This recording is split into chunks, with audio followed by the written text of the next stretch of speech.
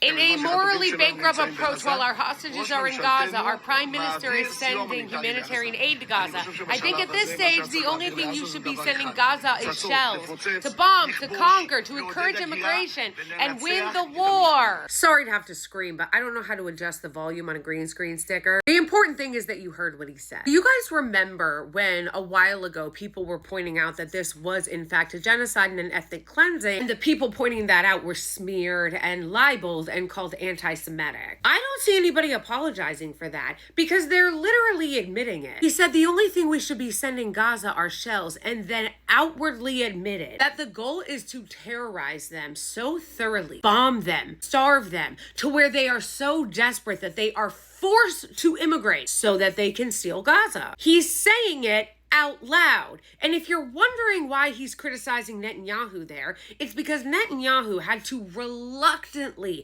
let some aid in because of international pressure. Because a lot of our so-called leaders in the United States are just now pretending to give a shit. Because here's Netanyahu admitting that he reluctantly allowed some aid to get into the Gaza Strip and assuring his population and the Israeli regime that it's not that he wanted to.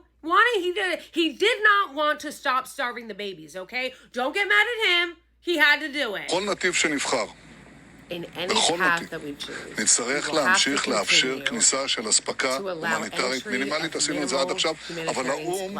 Do they think that there isn't the ability to translate Hebrew into English? Because they always save their, most genocidal takes for, when they think no one's watching or listening. We'll allow minimal humanitarian aid into Gaza. And he's addressing the viewer in a very apologetic way.